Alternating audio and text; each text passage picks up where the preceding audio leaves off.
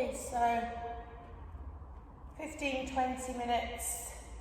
I'd like you to start standing, so join me please in the standing position. And first of all, let's just roll the shoulders up, back and down, and really feel like you're correcting your posture. And when the shoulders are pulled back, as far as they can be pulled back, then start to try and lower your chin to your chest. So keeping the shoulders pulled back, so you should feel some deep stretching down the side of the neck.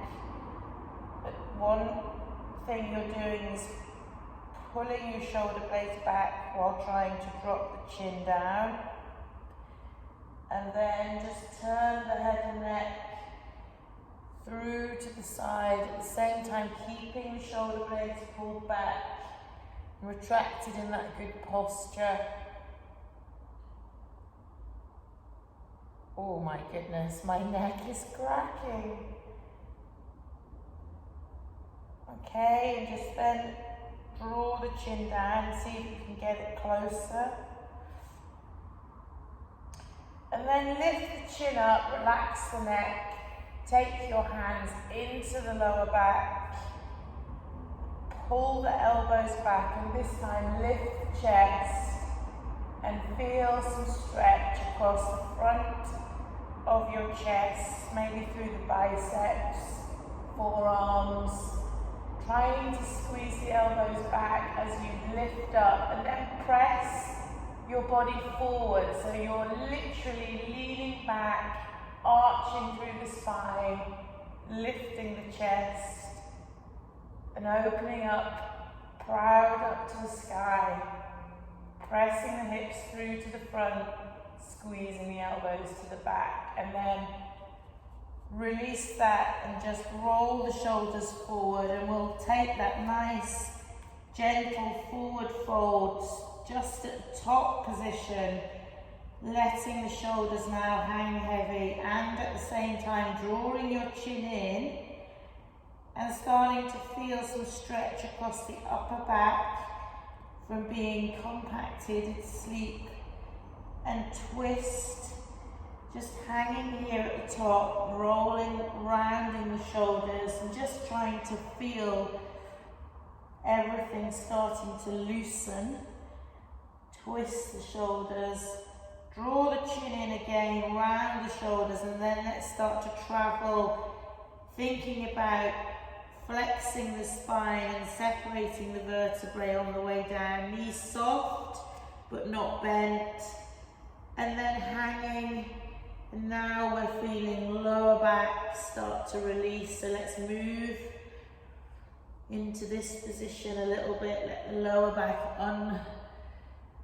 curl, and then fingertips to the mat, and just holding here with a little bit of soft in the knees. Bring your chin towards your chest and look up towards your groin, and you'll feel a stretch hopefully in the upper shoulders, upper back. So I'm moving the head gaze forward in front of my feet, and then under and lifting up, and as I do I can feel the tension in the upper back release.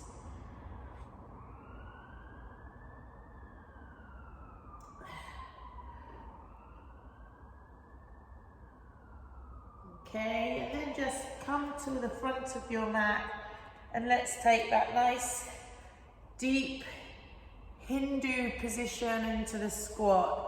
So straight into this deep Hindu squat position this morning. And while you're here, have a think. Is it the ankles that feel tight? Is it the groin that feels tight? Can you feel tension in the lower back? What is it that when you squat is restricting your range of movement when you do wobbles, when you do your squats, when you do front squats? And just get a little bit of movement into this deep squat position. And those of you who struggle with squat should really try and be sitting deep in this Hindu squat. And what I mean by Hindu is when your butt is pulled lower, almost sitting on the grass. And this is where you should be sitting every single day as your homework, even just for a few minutes. And remember that little groin stretch we did where we just press our hands forward, tip onto the toes, and just squeeze the groin out. Let's take that. Not too dramatic at this point, just pressing the hands into the floor and allowing your knees to push against the elbows. Little rocking movements forward and back just to open up this groin at this stage, and then back into Hindu and sit. And this time let's try and press the elbows to pull the knees apart and really retract the shoulder blades. So trying to sit your chest as tall as you can in this deep squat position. Now some of you are struggling in this position, which means that you should be sitting here as often as you can. I've never been to India, but apparently they all sit at the side of the road like this. Locals. All right, just coming out of that. Now I'm going to go straight in to pigeon this morning. So remember, we want the right hand with this left foot so that it doesn't slip off the mat. And I want to bring my my left knee to my left hand so that my shin is as flat to the mat as possible and my shin is into the horizontal position with the end of the mat. So line it up. Some of you I know will be able to get your shin flat to the mat, but if your hips are skewed, then that isn't correct. So just check that this back hip is in a straight line, and then try and press the knee to the shin, to the mat. So I can press my shin down if I tilt over to the left, but I don't want to tilt. I want to be forward and testing the hip range. So I haven't got my shin flush to the mat, but I'm holding my hand against this foot to stop it slipping. And just come. It doesn't matter if your knee and the shin isn't on the mat, it just means your hips are tight. Just stay wherever you can. But it is really important that your hips at the back are square to the front of the mat. And that way you'll get the best stretch in this hip. And those of you that, like me, aren't flush with your mat, sometimes this little pulling back and driving forward movement can start to give you a little bit more range of movement in that hip.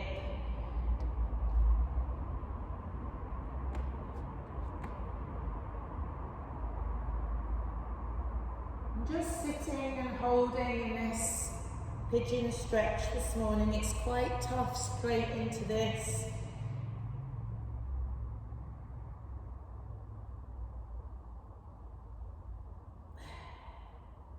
And then allow your hips to drop to the side and come into pretzel, so where we bring the front foot in towards the front leg and leave that back leg at the back, and then a few movements through this position, actively stretching through the hips, so coming down from your mat and pressing up.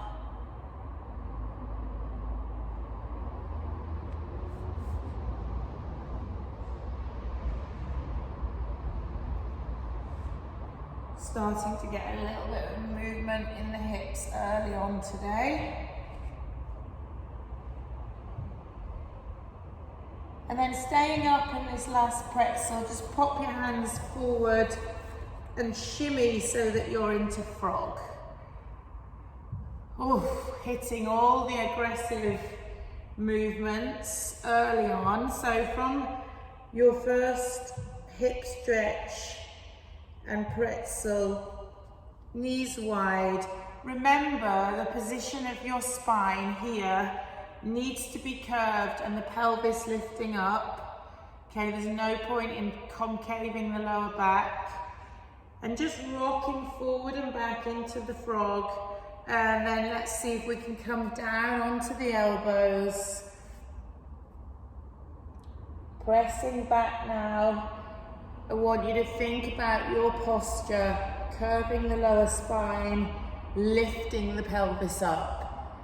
So when you look from the side, just check that you have got a curve here and that your pelvis is lifted. And for those of you that have got a little bit more range, let's see if we can drop the forearms to the floor whilst remaining with the pelvis tilted up.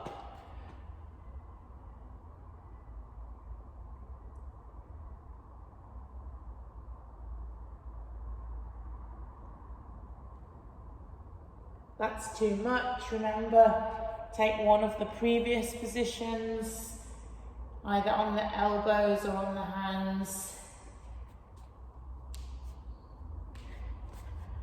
Okay, and so from the frog, we're going to come into pretzel on the other side.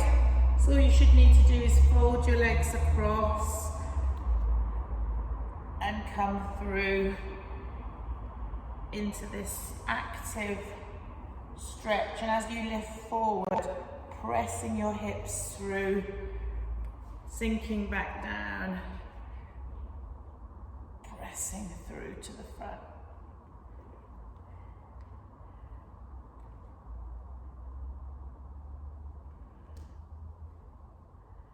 And then turning to the other side of your mat and taking pigeon onto the other side. So this time I've got my left foot in line with my right hand and I'm holding that there so that it stays firm on the mat. Square up your back hip, and that's important because from what I was seeing last week is some people are tilting over to try and force the shin to the mat. And then bring your left knee towards the left hand. Try and get your shin horizontal to the front of the mat, and if you can, shin and knee press to the mat. But no stress if you don't.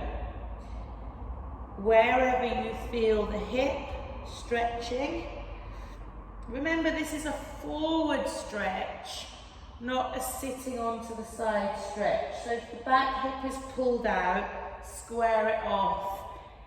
And if you need to do a little bit of movement here, like me, where you pull the knee back and then drive it through to the hand to get a little bit more movement in the hip at this stage, then try that.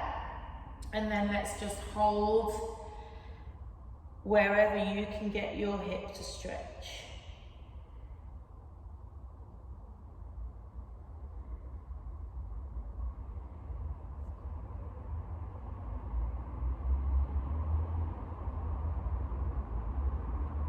Okay, very gently come out.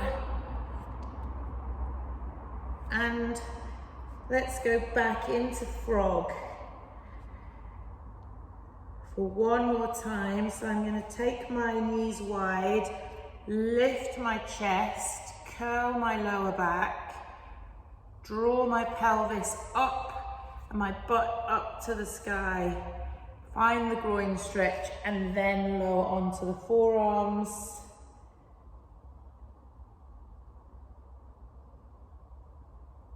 And then if I want to make it a little bit more challenging, dropping into the arms forward in the overhead position.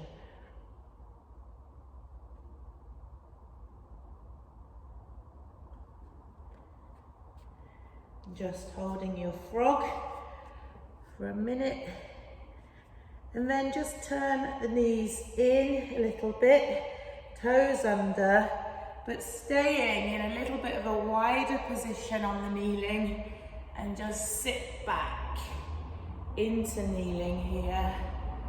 So my feet are flat under my body now, wide kneeling position. And it should be fairly comfortable for you to sit flat here. I'm feeling that there's no gaps between the ankles and the floor, shins on the floor. And then reach over with the top arm and feel a big stretch through the shoulders and the sides and the lats whilst we're sitting in this easy quad stretch. And then take it to the other side.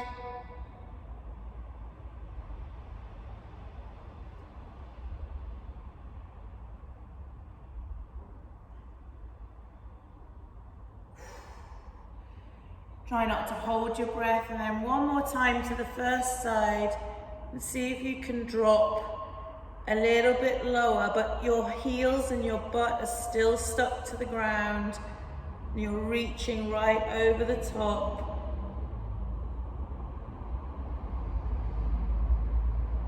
Lower and lower and lower to the ground. And the other side. So staying on the heels, dropping the elbow if you can.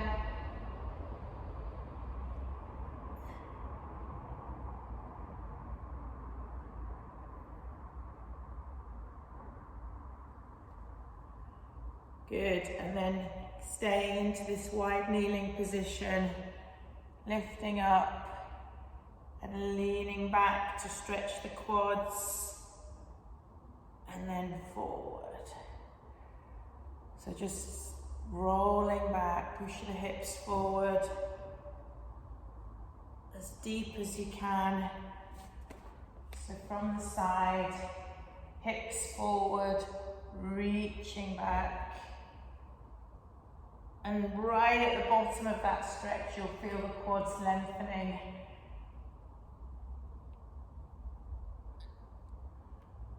And one more time, leaning back off the quads.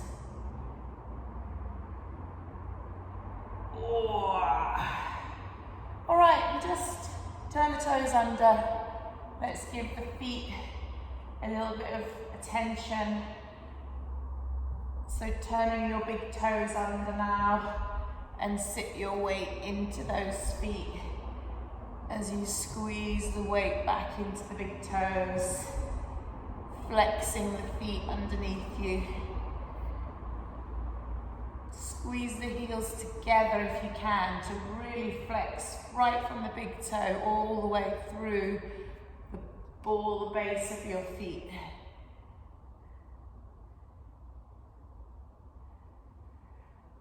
And then from there, come back into the all fours position, turn the toes under and relax, and then let's just twist.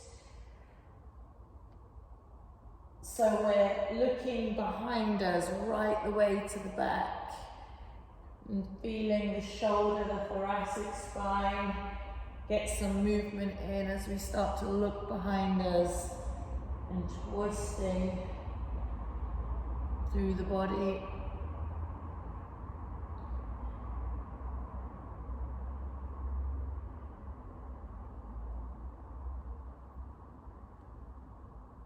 And then dropping the chin, lifting the chin, dropping the chest. Suck your tummy button down to the mat. Let's see if we get the biggest arch in the back as you can as you draw the shoulder blades back.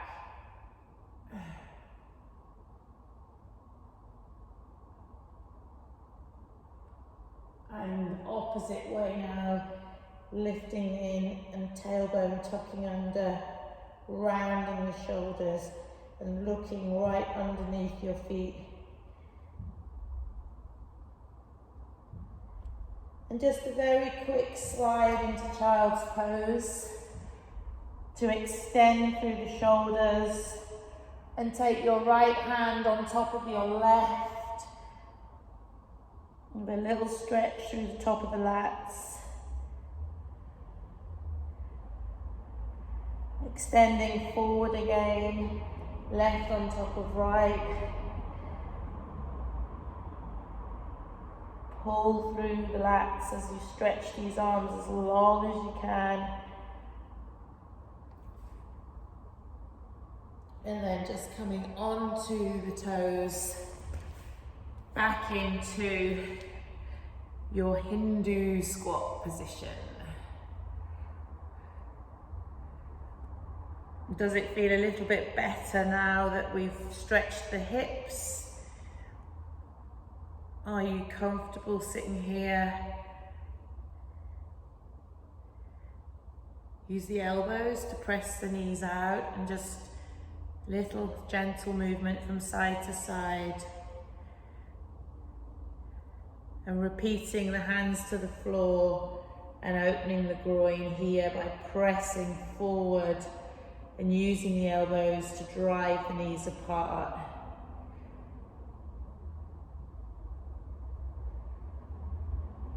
Into that groin. And then just drop the heels down, turn the toes forward and pick up your butt and lengthen through the hamstrings and just stretching off. Those hamstrings now nice and long as you press the hands to the mat. So the legs are straight. A little bit of rounding through the lower back. And then just slowly move your hips side to side. Feeling the length all the way from the ankle up the back of the leg.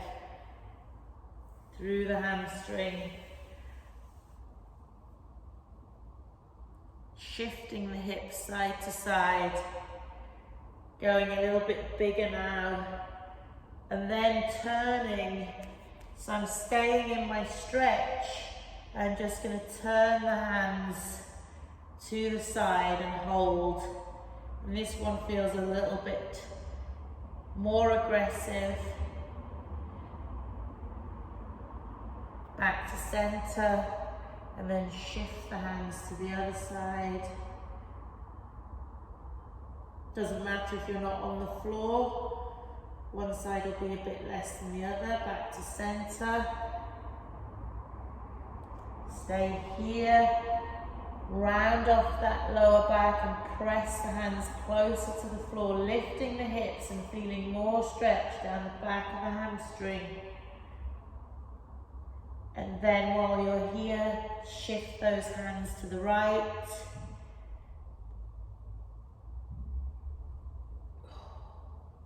Keeping the legs straight if you can, back to center and then shifting over to the left.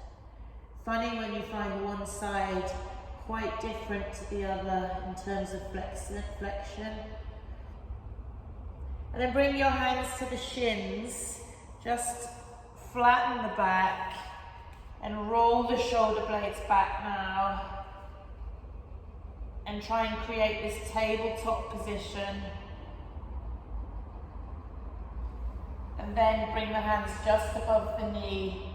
And again, bring the shoulder blades back. Flat back now, hamstrings feeling still stretch at the top. But our posture is corrected, shoulder blades back. And then coming all the way through to standing. And reach over to the side. And the other side, get some length.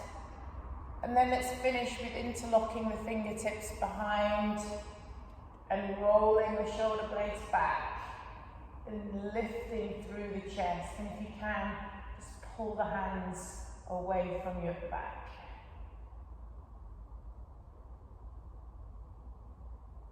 Okay, give those shoulders a little roll, release the tension, well done. Quick 20 minutes.